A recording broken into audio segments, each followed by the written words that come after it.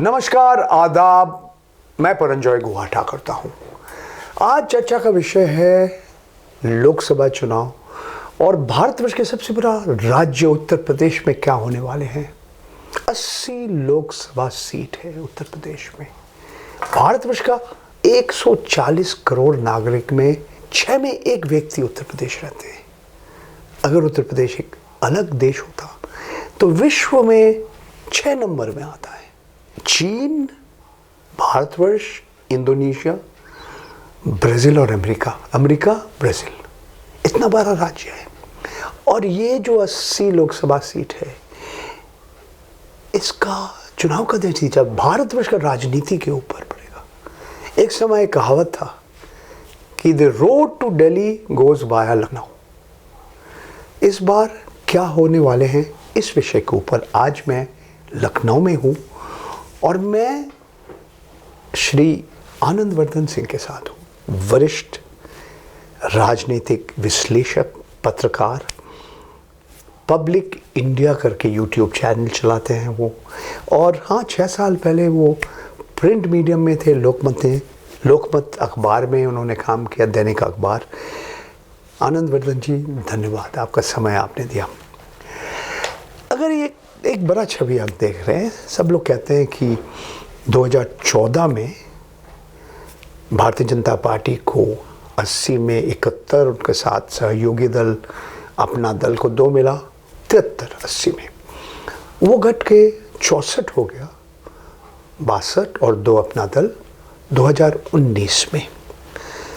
ये राम मंदिर के बाद, अयोध्या में ये सब होने के बाद बहुत विश्लेषक और गोदी मीडिया के साथ साथ कहेंगे कि भारतीय जनता पार्टी और एनडीए गठबंधन इस बार उत्तर प्रदेश में 2019 के साथ अगर आप तुलना करेंगे आगे बढ़ेंगे। कोई कह रहे कि 10 और सीट मिल जाएगा, कोई कह रहे 18 और मिल जाएगा। तो आप किस नज़रिए से उत्तर प्रदेश के ये लोकसभा चुनाव जो चल रहे हैं इस वक्त, कैसे आप देख रहे हैं? परंजना, थैंक यू सो मच। और मैं इसको थोड़े व्यापक रूप से देखूंगा। बीजेपी की बात करें तो वो तो 80 सीट की बात कर रही है। नौ जो ग्राउंड पे है और जिस तरह के कैंडिडेट्स दिए गए हैं और जिस तरह के उम्मीदवार हैं, हम सबको उसकी बात करनी होगी। मैं 2-3 जगह की बात इसलिए कर लूंगा कि आपको एक ब्रॉडर पर्सपेक्टिव मिल जाए। एक कानपुर में एक अवस्थी जी को दिया गया है टिकट। अवस्थी जी को वहीं के लोग कह रहे हैं वो नहीं जानते, एक पत्रकार है, he is not a political worker. BJP ने दे दिया है क्योंकि बीजेपी में इस समय टिकट जो मिल रहे हैं वो दिल्ली दरबार में, और दिल्ली दरबार में भी 2 नेताओं के पास किसकी पहुंच है उसकी क्राइटेरिया पर मिल रहे हैं। ग्राउंड से बहुत मतलब नहीं है। मैं जिस तरह से मैंने विश्लेषण किया है, मैं ऑन रिकॉर्ड हूं, जब मैं बात शुरू करने से पहले ही हुआ कि this is on record I am talking, और ये शायद 4 जून को हम लोग इसको रिप्ले करके फिर देखने, I am putting my neck on into it. You are putting your reputation on stake कि आपके बात लोग विश्वास करेंगे कि नहीं, 4 जून के बाद करेंगे कि नहीं करेंगे। हालांकि अब पुलवामा और बालाकोट जैसी कोई चीज अब हो जाती है। आज हम लोग एक फेज का इलेक्शन हो चुका है, इस तरह की बातें हो रही हैं। सत्यपाल मलिक जी ने इस तरह बात किया कि कोई बड़ी चीज होगी, कुछ बड़ा धमाका होगा। तो अब बड़ा धमाका तो हम लोग नहीं एस्टिमेट कर सकते हैं, और हम लोग कोई नजूमी नहीं है, we are not astrologers. We talk to people, go there, लोगों से समझने की कोशिश करते हैं और फिर एक एस्टिमेट देते हैं depending on what caste what वो। इस बार उत्तर प्रदेश में 2 चीजें बहुत इंपॉर्टेंट हैं।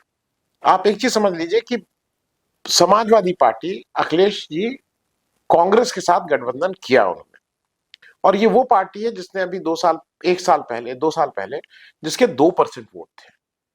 Now there are compelling reasons जिसकी वजह से आज सबको लगा कि नहीं, अगर कांग्रेस नहीं आएगी तो शायद अखिलेश जी का वो वाला ताकत नहीं रहती।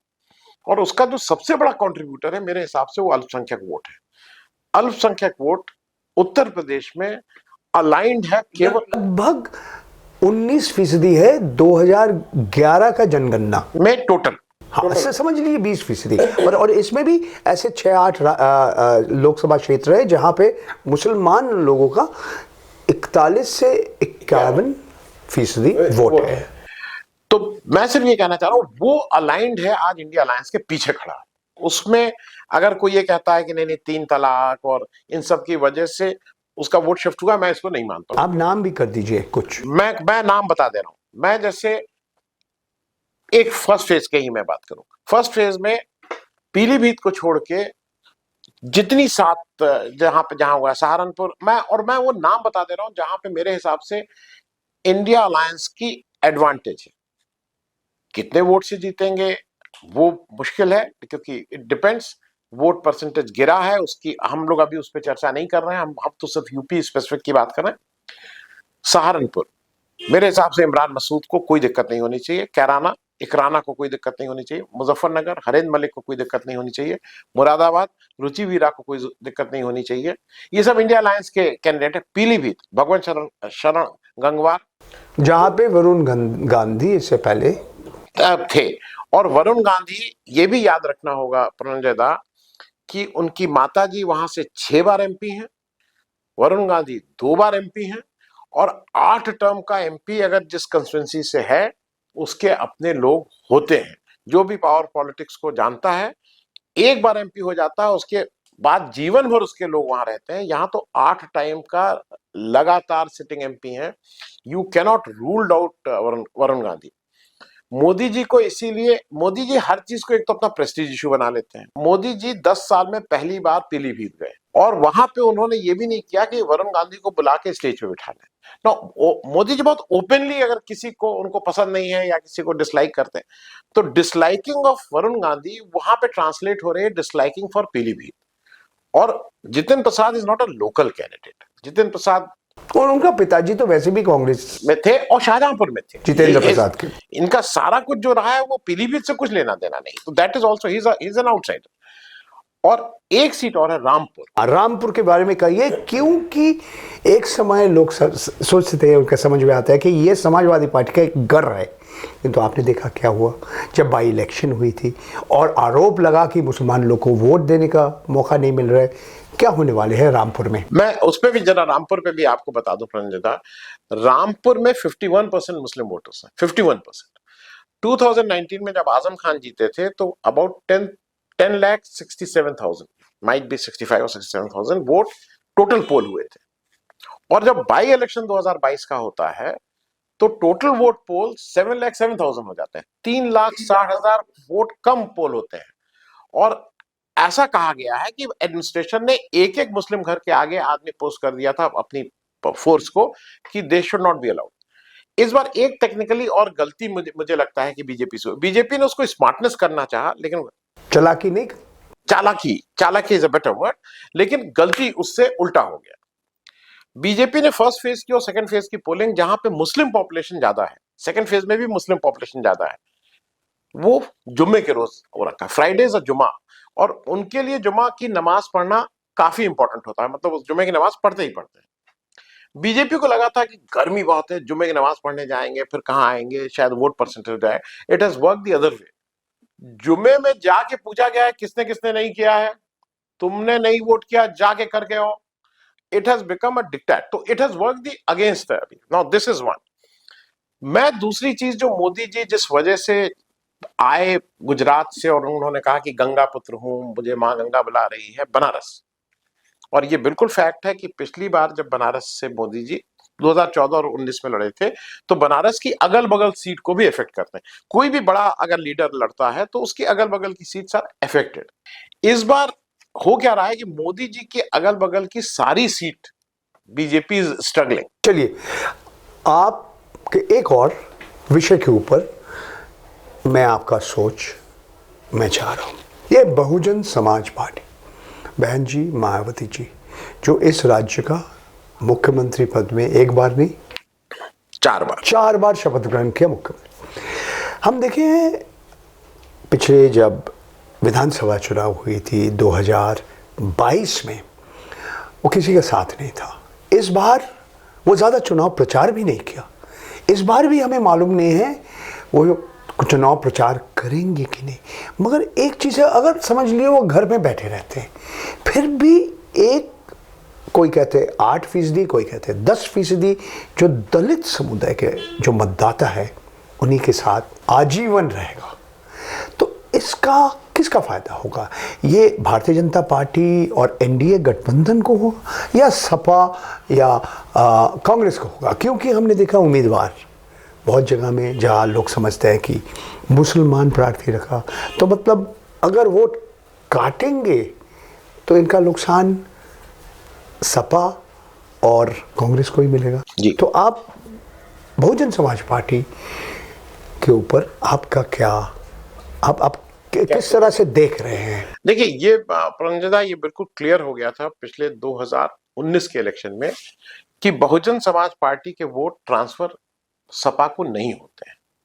बिकॉज जब पिछला इलेक्शन हुआ तो वो तो 10 सीट जीत गए और समाजवादी पार्टी 2014 में भी 5 जीती थी और 2019 में भी 5 जीती। इसका मतलब वोट बीएसपी का ट्रांसफर इधर नहीं हुआ, सपा का वोट ट्रांसफर हो गया था बसपा के पास। तो एक चीज तो क्लियर है कि बसपा का वोट पर से जो उनका अपना वोट है वो इधर नहीं आता है, it doesn't come on the India. दूसरी बात, आज भी उत्तर प्रदेश का जो दलित है, एवरेज दलित की लीडर मायावती है। इसमें कहीं कोई अगर किसी को गलतफहमी होनी चाहिए। उनको 5% वोट मिले, 10% वोट मिले, that is a different thing. वो वोट हो सकता है ना करे क्योंकि उसके अपने कारण। एक लेकिन फैक्टर जिस पे आपको भी चिंता करनी चाहिए और आपको भी, अब आप घूमेंगे पूरे यूपी में, आपको भी थोड़ा इस पे भी पूछिएगा, जो मैंने देखा है, जैसे अल्पसंख्यक वोट बहुत क्लियर हो गया था काफी दिन पहले, 6, 8, 10 महीना पहले, कि अल्पसंख्यक are going with India alliance. जब इंडिया अलायंस आया था वो उनके साथ जा रहे हैं। दलित वोट जब से ये बार बार कहा जा रहा है कि संविधान बदलेंगे, 400 सीट इसलिए चाहिए कि कॉन्स्टिट्यूशन बदलेंगे, और ये इनके मन से सब लोग कह रहे हैं, चाहे वो इनकी ज्योति मिर्धा हो, चाहे अरुण गोविल हो, चाहे लल्लू सिंह हमारे फैजाबाद अयोध्या से लड़ रहे हैं वो हो, ये सब लोग बार बार कह रहे हैं कि हम संविधान बदलेंगे। नो, जो दलित है उसका एक ही प्रोटेक्शन है, आरक्षण। और उसको लगता है कि ये आरक्षण, जो आरएसएस ने भी बार बार कहा है कि वो आरक्षण विरोधी है, उनका ये सुरक्षा कवच उनसे छीन लिया जाएगा। जो दलित समुदाय के लोग हैं उनको ये, और जो हाथी के ऊपर जो आप या हाथी के ऊपर जो बटन दबाते हैं, जो साइकिल में कभी नहीं दबाएंगे, उनको क्या ये उनका सोच है कि अगर मैं हाथी के ऊपर बटन दबाता हूँ, नुकसान वो साइकिल का ही होगा और फायदा कमल को ही मिलेगा? मैं उसी को मैं कंप्लीट कर लूं। वो दलित को ये लग रहा है कि अगर मेरे हाथ से मेरा संविधान अगर इन लोगों ने बदला तो मेरा वो सुरक्षा कवच हट जाएगा। अब उनके पास 2 चॉइस है। जहां पे बीएसपी अच्छा लड़ रही होगी, उनकी फर्स्ट चॉइस आज कल परसों हरदम बीएसपी रहेगी, इसमें कहीं कोई दो राय। लेकिन आज वो बीजेपी से बाहर निकल रहे हैं, वो साइलेंट वोटर होते हैं। आप दलित समुदाय को कभी नहीं देखेंगे कि हल्ला मचा के वोट दे रहा है, बिकॉज उसको उस गांव में रहना है जहां पे अपर कास्ट आज भी है। कुछ लोग यूपी में देर आर 52, आज की तारीख में जो विधायक 403 में 52 ब्राह्मण्स, 49 राजपूत, फर्स्ट और सेकंड नंबर पे ये दोनों लोग हैं। मैं सिर्फ ये बात इसलिए कह रहा हूं कि दलित वोट का एक बड़ा हिस्सा, मुझे ऐसी उम्मीद है, अब वो परसेंटेज इस समय करना मुश्किल है, they will shift to India. चलिए, आपके पास में 2 सवाल है और वक्त कम है, आप संक्षिप्त में आपका जवाब दीजिए। पहला है सपा, समाजवादी पार्टी, जो आज समाजवादी पार्टी के जो विरोध कर रहे हैं, बोला अखिलेश उनका पिताजी की तरह नहीं, वो उसका सिंबल साइकिल है, मैं खुद साइकिल नहीं चलाते हैं, गर्मी में साइकिल नहीं चलाते।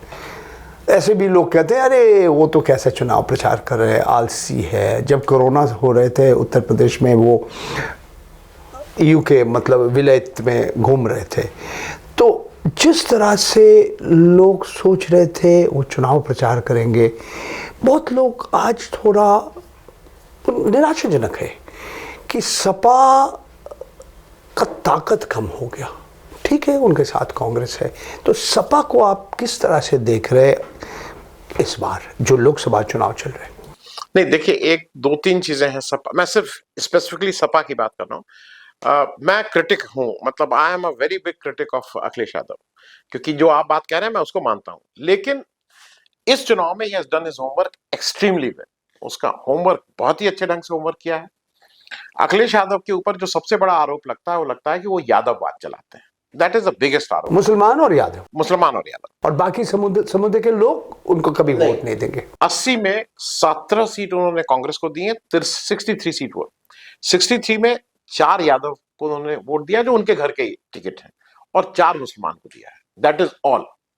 उन्होंने 37 बैकवर्ड और ओबीसी को दिया है, जिसमें non Yadav OBC, non Yadav, backward and OBC both.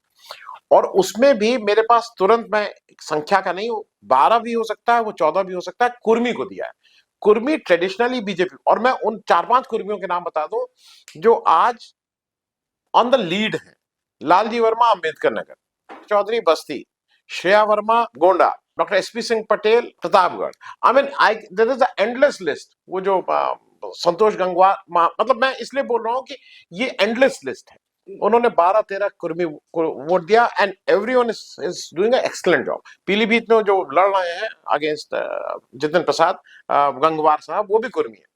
तो उसने उनको एक, अखिलेश ने अपना होमवर्क ठीक किया, नंबर 1। नंबर 2, मैं 2 जगह का आपको सिर्फ बता दूं। उन्होंने जहां पे आपस की बिकरिंग थी, पहले Akhilesh Yadav was not bothered. 2022 में तुम्हें लड़ना है लड़ो, जाना है जाओ, बताओ। मुरादाबाद में उनके सिटिंग एमपी एसटी हसन थे। आजम खान साहब का इंसिस्टेंस था कि रुचि वीरा को वो सीट चाहिए। रुचि वीरा को जब टिकट दिया गया है, तो अखिलेश यादव ने एसटी हसन के पास ही रीच्ड आउट, उनको साथ में बिठा के, उनको लार्जर पिक्चर समझा के, उनको भी मोबिलाइज करके, मोटिवेट करके उनको प्रचार में लगाया। अब एक सवाल आपसे है, ये है ईवीएम वीवीपैट का मामला। ये जो इलेक्ट्रॉनिक वोटिंग सिस्टम है, हमारे सबसे उच्च न्यायालय लंबा चौड़ा इसके ऊपर चर्चा हुई है, अलग अलग लोग अलग अलग बात हुई है, हमें मालूम नहीं है क्या होने वाले हैं।